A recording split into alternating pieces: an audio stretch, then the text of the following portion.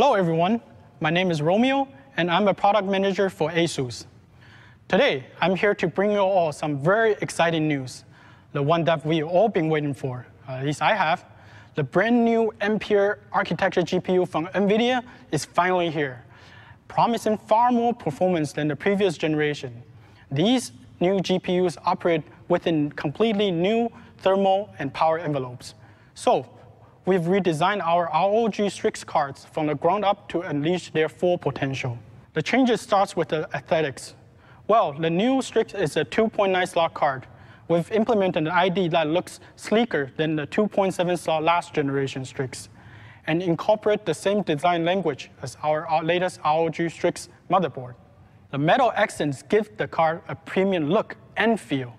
And embedded addressable RGB lightings can be controlled via Aura software to add a dash of color to your build. In a future software update, the addressable strip will also be able to display GPU temperature as color. Of course, you can also switch all the lightings off if you prefer a stealthier rig. Underneath, the thermal solution has been redesigned to deal with the thermal footprint of NVIDIA's new GPUs. First, let's take a look at the heatsink. Most of the card's 2.9 slot footprint is accounted for by a larger heatsink that provides 31% more surface area than the last generation design. All of the fins connected via heat pipes to a max contact heat spreader.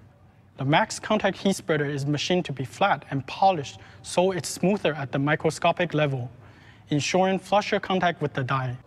And because surface flatness varies from die to die, we've also utilized a custom mounting bracket to ensure good heat spreader to die contact on every card. With more fins and surface area to deal with, we also had to optimize fan performance.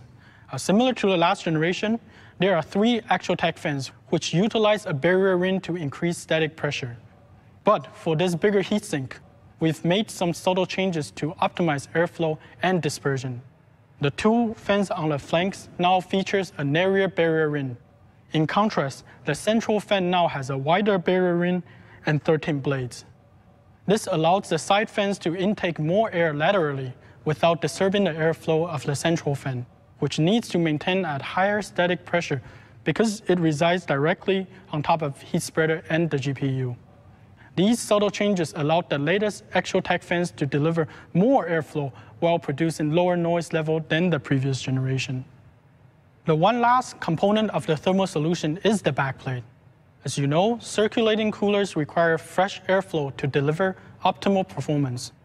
So we intentionally shortened our PCB to create a vent hole for hot air to travel through the backplate and toward chassis exhaust fans, so this can prevent hot air being recycled by the GPU.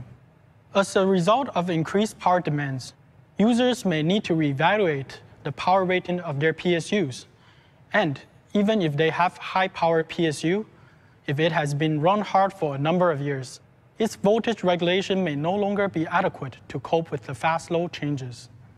In such instances, the systems may crash when under load, leaving users puzzled.